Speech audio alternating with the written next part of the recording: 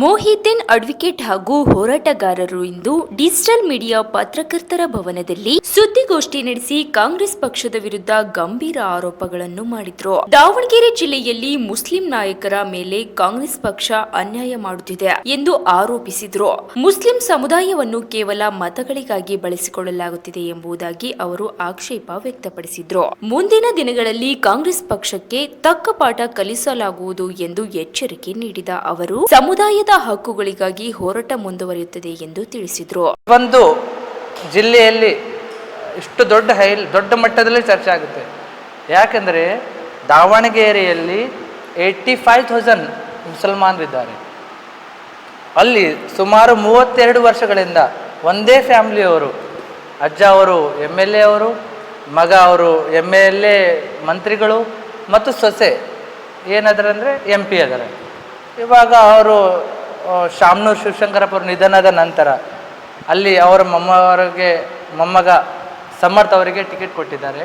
ಅಲ್ಲಿ ಏನು ಸಮಸ್ಯೆ ಆಗಿತ್ತಂದರೆ ಅಲ್ಲಿ ಹೆಚ್ಚಿಗೆ ಮುಸಲ್ಮಾನರು ಇದ್ದ ಕಾರಣ ಎಲ್ಲ ಮುಸಲ್ಮಾನರು ನಾಯಕರು ಜಮೀರ್ ಅಹಮದ್ ಆಗಿರಬಹುದು, ನಜೀರ್ ಅಹಮದ್ ಆಗಿರಬಹುದು ಮತ್ತು ನಮ್ಮ ಮೈನಾರಿಟಿ MLAಗಳು ಕಾಂಗ್ರೆಸ್ ಪಕ್ಷಕ್ಕೆ ಹೈಕಮಾಂಡ್ಗೆ ಇದು ಒಂದು ಸೀಟನ್ನು ಮುಸಲ್ಮಾನರಿಗೆ ಬಿಟ್ಕೊಡಿ, ಯಾಕಂದರೆ ಇಲ್ಲಿ ನಾವು ಹೆಚ್ಚಿನ ಜನಸಂಖ್ಯೆ ಇದ್ದೀವಿ ಅಂತ ಅಂತಿಮವಾಗಿ ಚರ್ಚೆ ಆಗಿ ಮತ್ತೆ ಅದೇ ಕುಟುಂಬಕ್ಕೆ ಅದು ಟಿಕೆಟನ್ನು ಕೊಡ್ತಾರೆ. ನಂತರ ಏನಾಗುತ್ತೆ ಅಂದರೆ ಅಲ್ಲಿ ಒಂದು ಸ್ವಲ್ಪ ಬೆಳವಣಿಗೆಗಳು ಆಗುತ್ತವೆ. ಯಾವ ರೀತಿ ಬೆಳವಣಿಗೆ ಅಂದರೆ ಅಲ್ಲಿ ನಮ್ಮ ಮುಸ್ಲಿಂ ಸಮಾಜ ಅದರಿಂದ ವಿರೋಧವಾಗುತ್ತೆ. ನಾವು ಈ ಸಲ ಕಾಂಗ್ರೆಸ್ಗೆ ಓಟ್ ಹಾಕೋದಿಲ್ಲ. ಯಾಕೆ ಹಾಕೋದಿಲ್ಲ ಅಂದರೆ ಲಾಸ್ಟ್ ಟೈಮ್ ಹೇಳಿದರು ಎಲ್ಲಿವರೆಗೆ ಅಜ್ಜವರು ಇರ್ತಾರೆ ಅಲ್ಲಿವರೆಗೆ ಮುಸಲ್ಮಾನ್ ಟಿಕೆಟ್ ಇಲ್ಲ, ನಂತರ ನಾವು ನಿಮ್ಗೆ ಕೊಡ್ತೀವಿ ಅಂತ. ಆದರೆ ಕೊಟ್ಟಿಲ್ಲ. ಆದ್ದರಿಂದ ಕೆಲವೊಬ್ಬರು ಸ್ವತಂತ್ರವಾಗಿ ಸ್ಪರ್ಧೆ ಮಾಡಿದ್ರು. ಚುನಾವಣೆ ಮುಗೀತು ಮತ್ತು ಸಲೀಂ ಅಹಮದ್ ಸಾಹೇಬರು ಹಾಗೂ ರಿಜಾನ್ ಅರ್ಷದ್ ಪ್ರೆಸ್ ಮೀಟ್ಗೆ ಎಲೆಕ್ಷನ್ ನಂತರ ಪ್ರೆಸ್ ಮೀಟ್ ಮಾಡಿದ್ರು, ಹೇಳಿದರು ಕೆಲವೊಬ್ಬರು ಮುಸ್ಲಿಂ ನಾಯಕರು ದ್ರೋಹ ಮಾಡಿದ್ದಾರೆ ಪಕ್ಷಕ್ಕೆ ಅಂದೆ. ಮತ್ತೆ ದೊಡ್ಡ ಮಟ್ಟದಲ್ಲಿ ಚರ್ಚೆಗಳಾದವು. ನಂತರ ಜಬ್ಬಾರ್ ಸಾಬ್ MLC ಇದ್ದಾರೆ, ಅವರು ಕರ್ನಾಟಕ ರಾಜ್ಯ ಅಲ್ಪಸಂಖ್ಯಾತರ ಘಟಕದ ಅಧ್ಯಕ್ಷರು. ಅವರಿಗೇನು ಮಾಡಿದ್ರೆ ಆ ಸ್ಥಾನದಿಂದ ಕಾಂಗ್ರೆಸ್ ಪಕ್ಷ ವಜಾ ಮಾಡುತ್ತೆ. ಮತ್ತೇನು ಮಾಡುತ್ತೆ ಅಂದರೆ ಮತ್ತೆ 2-3 ದಿನದ ನಂತರ ಅವರು ಸಂಪೂರ್ಣವಾಗಿ ಅವರ ಸದಸ್ಯತ್ವವನ್ನೇ ತೆಗೆದು ಹಾಕುತ್ತೆ. ಆಮೇಲೆ ಸೆಕೆಂಡ್ ನಂಬರ್ ನಮ್ಮ ಕರ್ನಾಟಕ ಮುಖ್ಯಮಂತ್ರಿ ಪೊಲಿಟಿಕಲ್ ಸೆಕ್ರೆಟರಿ ಆದ ನಜೀರ್ ಅಹಮದ್ ಅವರಿಗೂ ಕೂಡ ಆ ಸ್ಥಾನದಿಂದ ವಜಾ ಮಾಡುತ್ತಾರೆ. ಈಗ ನೆಕ್ಸ್ಟ್ ಟಾರ್ಗೆಟ್ ಜಮೀರ್ ಅಹಮದ್ ಸಾಬ್. ಇದು ನಾವು ಕಾಂಗ್ರೆಸ್ ಪಕ್ಷಕ್ಕೆ ನಾವು ಕೇಳಬೇಕಾಗುತ್ತೆ. 70 ವರ್ಷಗಳಿಂದ ಮುಸಲ್ಮಾನರು ಇಡೀ ದೇಶದಲ್ಲಿ ಕಾಂಗ್ರೆಸ್ ಪಕ್ಷಕ್ಕೆ ವೋಟ್ ಮಾಡಿದ್ದೀವಿ.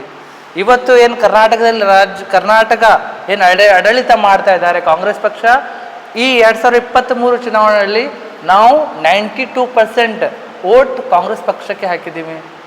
ನಾವೆಲ್ಲವನ್ನು ಕಾಂಗ್ರೆಸ್ ಪಕ್ಷಕ್ಕೆ ಕೊಟ್ಟಿದ್ದೀವಿ. ಆದರೆ ಕಾಂಗ್ರೆಸ್ ಪಕ್ಷ ನಮ್ಗೆ ಏನು ಕೊಟ್ಟಿದೆ? ಬರೀ ಕೇವಲ ನಮಗೆ ಈಗ ರಾಜೀನಾಮೆ ಪಡಿತಾ ಇದೆ. ಆದ್ದರಿಂದ ನಾವು ಏನು ಕೇಳ್ತಾ ಇದ್ದೀವಿ ಅಂದರೆ, ತಾವು ಎಲ್ಲರೂ ನೋಡಿರ್ಬೋದು ಚರ್ಚೆಗಳಲ್ಲಿ ಅನೇಕ ಜನರು ಚರ್ಚೆಯಲ್ಲಿ ಭಾಗವಹಿಸಿದ್ರು, ಪಕ್ಷ ವಿರೋಧಿ ಚಟುವಟಿಕೆ ಮಾಡಿದ್ದಾರೆ, ಆದ್ದರಿಂದ ನಾವು ಅವರಿಂದ ಪಕ್ಷದಿಂದ ತೆಗೆದು ಹಾಕಿದ್ದೀವಿ.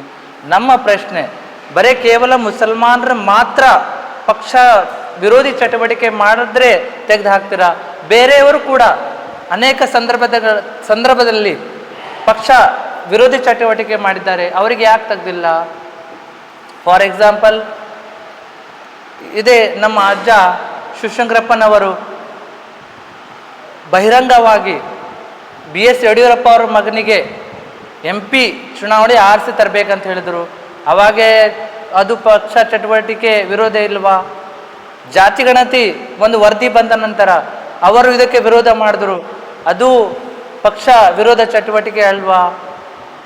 ಮತ್ತು ಅನೇಕ ಇನ್ನಿತರು ಬೇರೆ MLAಗಳು, ಇದೇ ನಮ್ಮ ಉಪಮುಖ್ಯಮಂತ್ರಿಗಳು DK ಶಿವಕುಮಾರ್ ಅವರು ಕೂಡ ಒಂದು ಅಸೆಂಬ್ಲಿಯಲ್ಲಿ ನಿಂತು RSS ಪಾಠವನ್ನು ಹೇಳುತ್ತಾರೆ, ಅದು ಪಕ್ಷ ಚಟುವಟಿಕೆ ಇಲ್ವಾ? ಮತ್ತು ಸಿದ್ದರಾಮಯ್ಯ ಸಾಹೇಬರು ಇಕ್ಬಾಲ್ ಅಹಮದ್ ಸರಡ್ಗಿ ಅವರು ನಿಂತಾಗ ಅವರ ವಿರುದ್ಧ ಅವರು ವೋಟ್ ಮಾಡುತ್ತಾರೆ ಬೈರತಿ ಸುರೇಶ್ ಅವರಿಗೆ, ಇದು ಚಟುವಟಿಕೆ ಇಲ್ವಾ? ಪಕ್ಷ ವಿರೋಧಿ ಇಲ್ವಾ? ಹಾಗಾದರೆ ನಿನ್ನೆ ಇನ್ನು ಪಾರ್ಲಿಮೆಂಟ್ನಲ್ಲಿ ನಡೀತಾ ಇದೆ 543 ಎಂ ಪಿಗಳಿಗೆ ಹೆಚ್ಚು ಮಾಡಿ 850 ಎಂ ಪಿಗಳು ಮಾಡಬೇಕು. ಇಂಡಿಯಾದಲ್ಲಿ 850 ಇಂಡಿಯಾ ಗಠಬಂಧನ ಇದೆ, ಅದಕ್ಕೆ ವಿರೋಧ ವ್ಯಕ್ತಪಡಿಸ್ತಾ ಇದ್ದಾರೆ. ಆದರೆ ನಮ್ಮ ಬೆಳಗಾವಿ ಅತ್ನಿ ಲಕ್ಷ್ಮಣ್ ಸವದಿಯವರು ಅದಕ್ಕೆ ಬೆಂಬಲ ಸೂಚಿಸ್ತಾರೆ. ಕಾಂಗ್ರೆಸ್ ಪಕ್ಷ ವಿರೋಧ ಮಾಡುತ್ತೆ, ಇವರು ಬೆಂಬಲ ಸೂಚಿಸ್ತಾರೆ. ಇದು ಪಕ್ಷ ಚಟುವಟಿಕೆ ವಿರೋಧ ಅಲ್ವಾ? ಅಲ್ಲಿ ಪ್ರಿಯಾಂಕಾ ಮಲ್ಲಿಕಾರ್ಜುನ್ ಖರ್ಗೆ ಅವರು ಹೇಳ್ತಾರೆ, RSS ವಿಷಾಕಾರಿ ಹಾವು ಇದ್ದಂತೆ, ಅದಕ್ಕೆ ಕೊಲ್ಲಬೇಕು. ಅದೇ RSSನವರಿಗೆ 3 ದಿನದ ಹಿಂದೆ ಉಡುಪಿಯಲ್ಲಿ ಜಿಲ್ಲಾ ಅಧ್ಯಕ್ಷ ಮತ್ತು ಕಾರ್ಯದರ್ಶಿ ಮಾಡುತ್ತಾರೆ. ಇದು ಪಕ್ಷ ಚಟುವಟಿಕೆ ಇಲ್ವಾ? ಬರೀ ಕೇವಲ ಮುಸಲ್ಮಾನರ ತಮ್ಮ ಹಕ್ಕನ್ನು ಕೇಳಿದರೆ, ಟಿಕೆಟನ್ನು ಕೇಳಿದರೆ ಇದು ಪಕ್ಷ ವಿರೋಧಿ ಆಗುತ್ತೆ.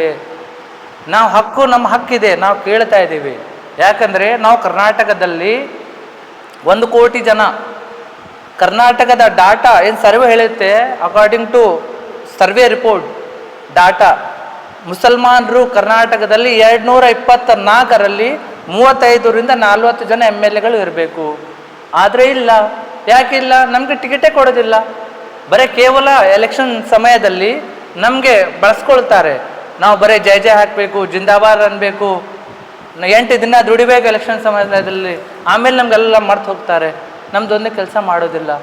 ಇವತ್ತು ಹೇಳಿ, ಕಾಂಗ್ರೆಸ್ ಪಕ್ಷದವರು ನಮ್ಗೇನು ಕೊಟ್ಟಿದ್ದಾರೆ? ಮುಸಲ್ಮಾನರಿಗೆ ಏನು ಕೊಟ್ಟಿಲ್ಲ. ಅವರು ಹೇಳ್ತಾರೆ, ಮಲ್ಲಿಕಾರ್ಜುನ್ ಅವರು, SS ಮಲ್ಲಿಕಾರ್ಜುನ್ ಜಬ್ಬಾರ್ ಅವ್ರಿಗೆ ಹೇಳ್ತಾರೆ, ನೀವು ಪಕ್ಷ ನಿಮಗೆ MLC ಮಾಡಿದೆ, ನಾವು ನಿಮಗೆ MLC ಮಾಡಿದ್ದೀವಿ, ನೀವು ನಮಗೆ ಋಣ ತೀರಿಸಬೇಕು ಪಕ್ಷಕ್ಕೆ.